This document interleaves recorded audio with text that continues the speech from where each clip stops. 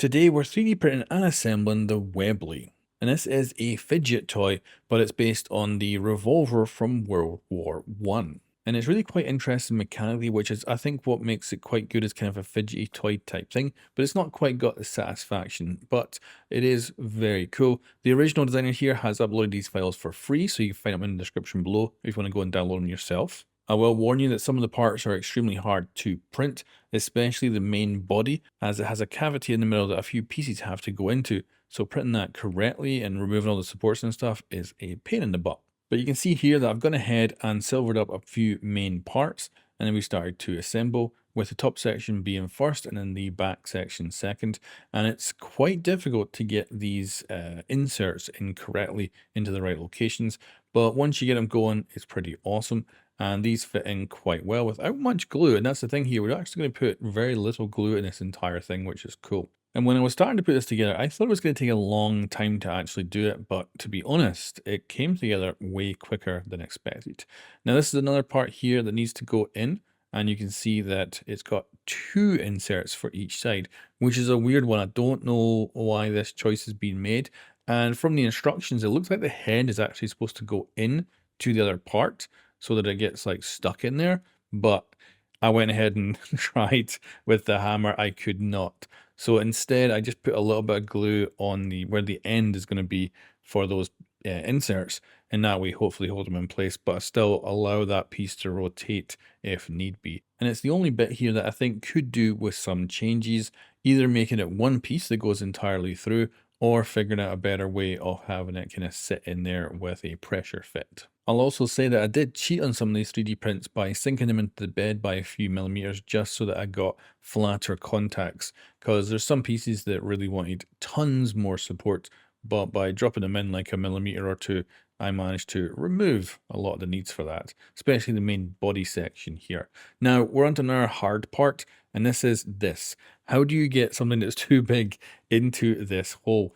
Now I did cheat. I sunk this into the bed a couple of millimeters, so it's supposed to be raised and kind of embossed on one side, or well, both sides. But because I sunk it into the bed, it's not. I think this actually helped me get this in here because I was able to force it in. But the instructions show it kind of rotating and then going in there, but it is extremely tight fit. You will need to force it in to get it into position. But once you got it in there, it's all about lining it up, and then you got to get your insert and get that in there too. And this will then allow it to rotate. So this was always, throughout this entire build, getting these in was not exactly the most painful thing in the world, but you had to get it perfectly lined up so you could do it. And then we could start putting other pieces in. But to be honest, I think we're now past all the complex parts. Everything from here is super simple, and we'll end up with what I think is a very unique final item compared to other revolvers I've checked out on this channel. And I really like the overall look of it. And yeah, it's just cool. And it is from a very different era. It definitely has the feel that the design overall is just different from something from current day. Now I'm going to fit all the grips. Now this is where you can do something more. You'll see there's a pillar in there for connecting up a spring, and I'm not going to do that. The instructions don't actually mention it for this build, but obviously that's the reason it's there, and I'm just not going to do that at all, as I don't think I really need it. I don't need this, having any kind of pull or anything like that. So I'm quite happy with just getting this all glued up and making it just look hopefully cool. And overall, I think the grips here are pretty awesome, and putting it all together was super simple. And although we're half done here, this is actually 99% complete. As you can see, we got one more insert here, which gives us a nice rotation. One little check to make sure it all goes together okay, and that we can undo this and release it. And yeah, we're pretty much done. So we have this piece here that goes in, and then we have another piece that goes on top, and that's it. We are now 100% complete. It really felt like there was a lot more to go, but we're there. And I think this thing just looks so cool. Like I say, it's from a different era. The design is not even, I think, close to what you would expect from current day revolvers.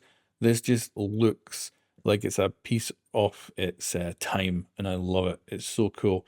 And also extraordinarily simple. It also feels really good in the hand, and although this is labeled as a fidget toy, it's not quite got the satisfying elements of a fidget toy, but it's not far off, to be honest. A few tweaks here and there, and this thing would probably feel quite good to just kind of mess around with quite well.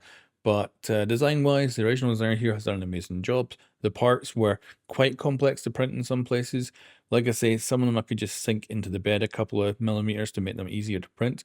Other ones were definitely a pain in the ass. And cleaning up the actual cavity on the main piece there for all the insert parts was a pain. But it looks amazing. I did miss out on one piece. They're supposed to put like a part for, I think, attaching it to a belt at the bottom of the handle there. I decided not to add that on because I think otherwise I'm just going to end up breaking it at some point.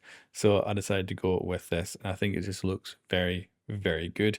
Well worth 3D printing. Anyway, guys, thanks for watching. I'll catch you next time.